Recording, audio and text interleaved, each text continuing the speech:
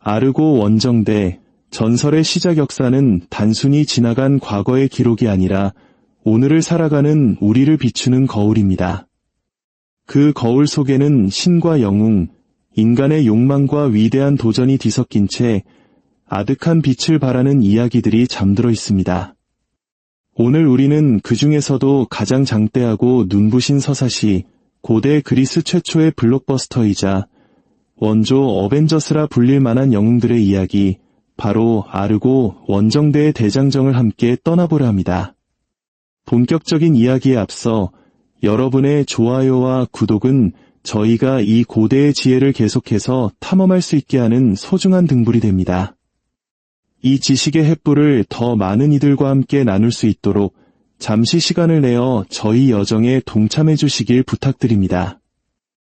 여러분의 클릭 하나하나가 모여 더 깊고 풍부한 이야기를 만들어가는 원동력이 됩니다. 자, 이제 마음의 닻을 올리고 신화의 바다로 항해를 시작하겠습니다. 이야기는 한 영웅의 탄생에서 시작되지 않습니다.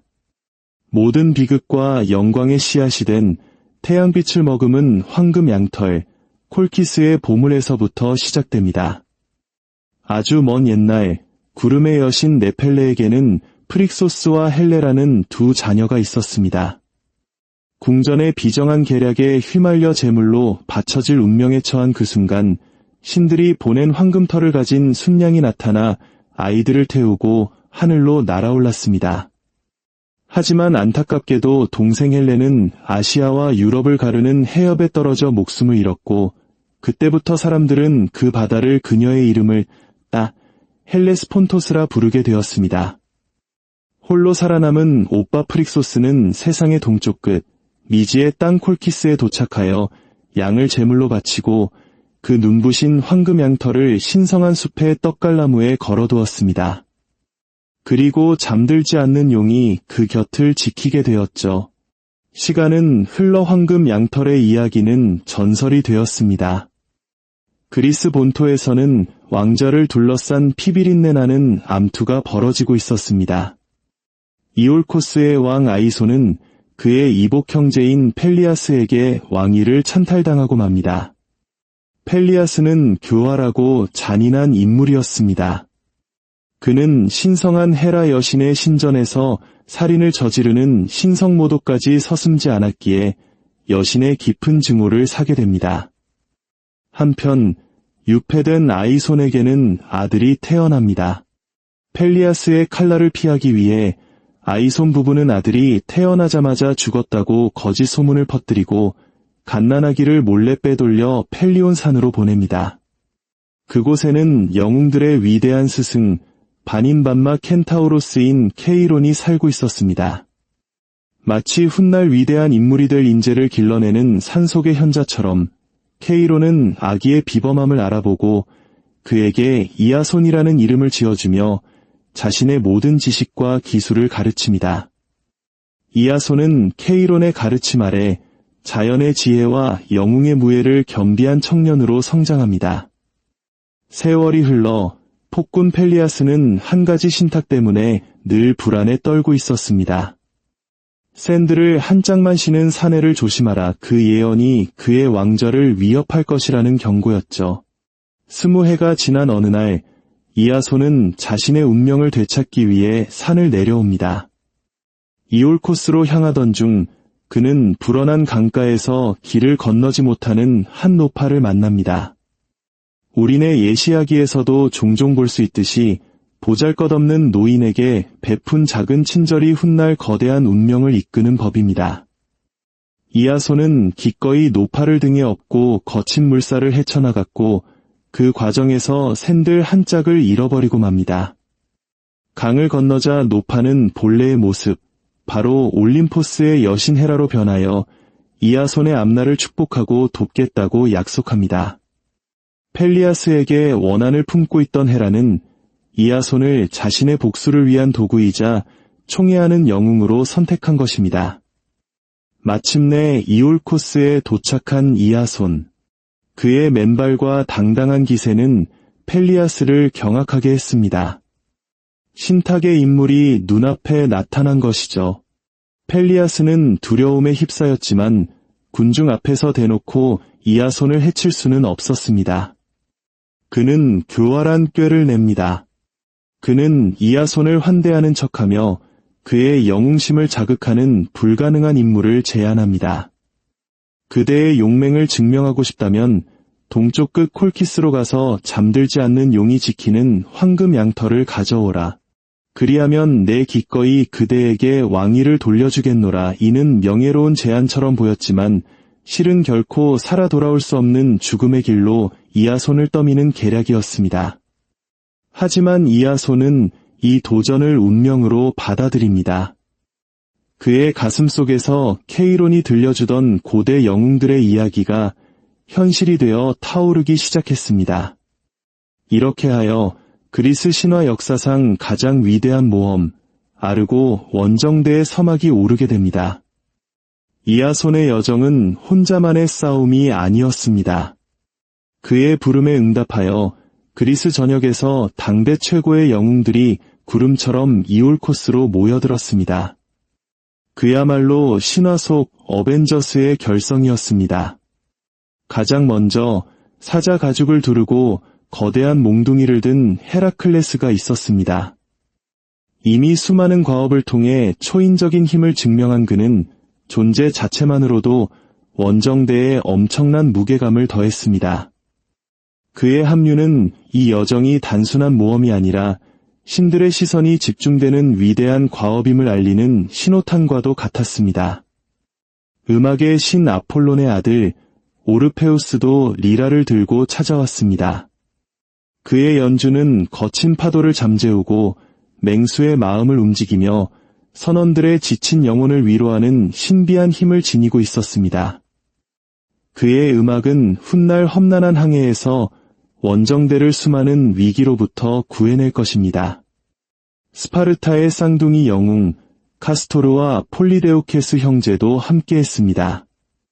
말을 다루는데 천재적인 카스토르와 주먹으로는 당할 자가 없는 폴리드 우케스는 원정대의 든든한 전투력이 되어주었습니다.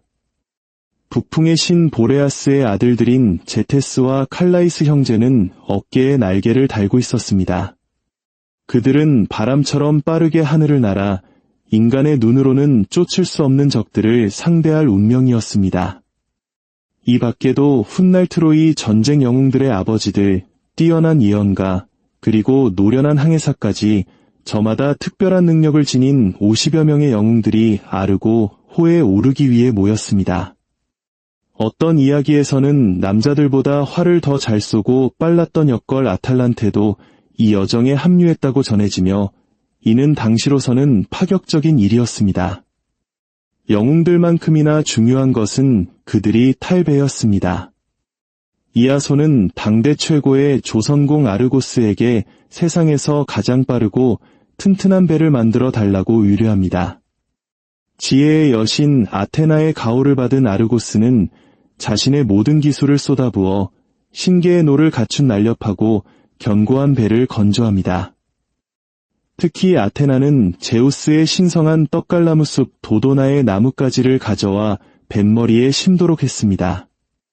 이 나무는 단순한 목재가 아니라 신의 목소리를 품은 신성한 존재, 바로 배의 심장이자 영혼이었습니다. 위험이 닥치면 사람의 목소리로 경고를 해주는 능력을 지니게 된 것입니다. 배는 제작자의 이름을 따 아르고 호라 불리게 되었고 이 배의 탄 선원들은 아르고나우타이, 즉 아르고 원정대로 불리게 됩니다. 모든 준비가 끝나고 마침내 출항의 날이 밝았습니다. 영웅들은 신들에게 제물을 바치고 무사귀환을 기원했습니다. 이아손은 뱃머리에 서서 자신을 따르는 영웅들의 얼굴을 바라보며 앞으로 닥쳐올 미지의 운명에 대한 결의를 다졌습니다. 오르페우스의 장엄한 리라 연주에 맞춰 신계의 노가 일제히 물살을 가르기 시작했습니다. 아르고 호는 미끄러지듯 항구를 빠져나와 미지의 바다를 향해 장대한 첫걸음을 내디뎠습니다. 그들의 첫 기착지는 렘노스 섬이었습니다. 그런데 섬의 분위기가 기묘했습니다. 남자라고는 찾아볼 수 없고 오직 여자들만이 창과 칼로 무장한 채 그들을 경계하고 있었습니다.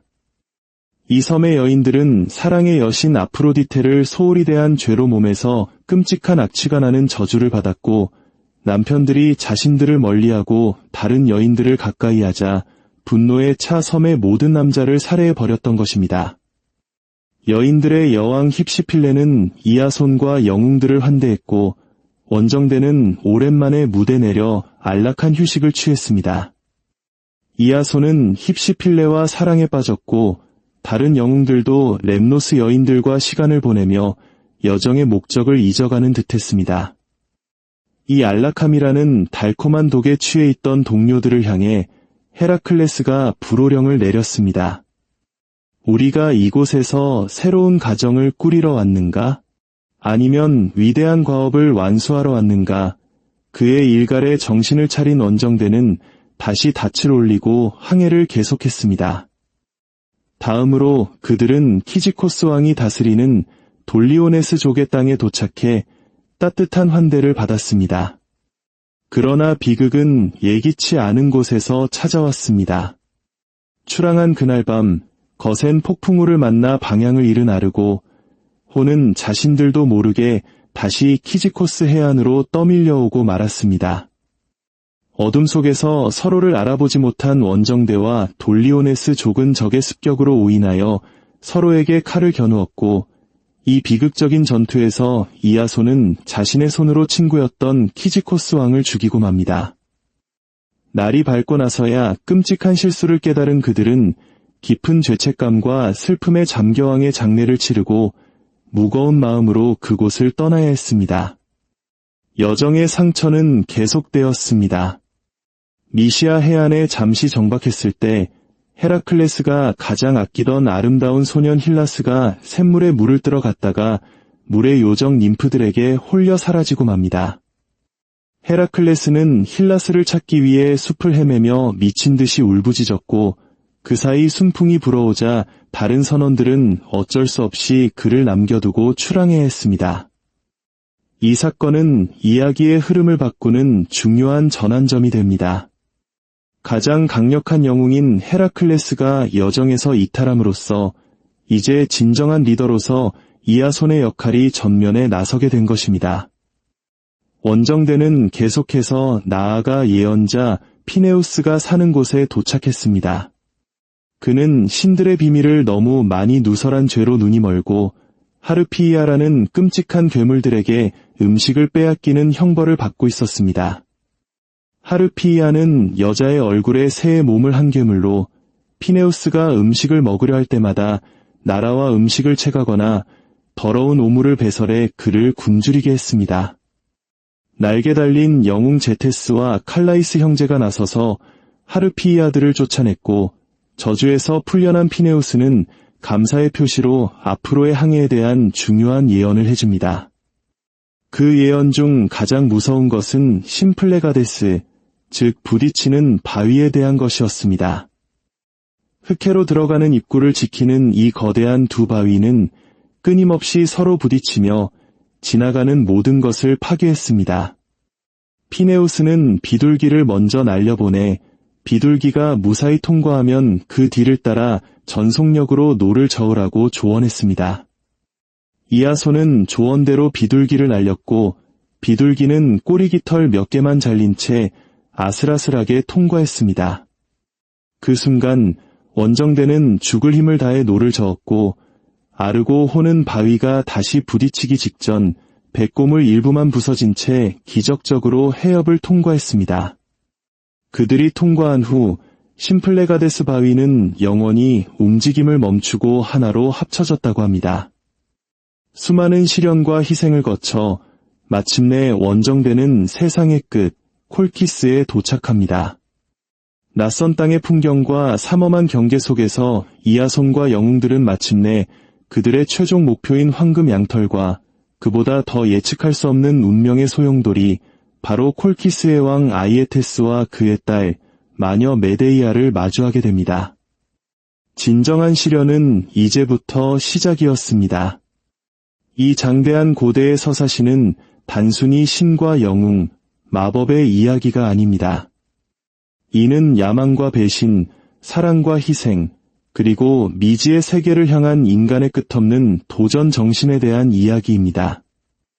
또한 우리 자신의 삶이라는 예측 불가능한 바다를 항해하며 수많은 시련과 선택의 순간을 마주하는 우리 모두의 이야기이기도 합니다. 아르고 원정대의 여정은 콜키스에서 어떻게 이어질까요? 이아손은 과연 황금 양털을 손에 넣고 무사히 귀환할 수 있을까요? 그 흥미진진한 다음 이야기도 기대해 주시기 바랍니다. 오늘 여정은 여기까지입니다. 다음 이야기에서 다시 뵙겠습니다. 편안한 시간 보내십시오.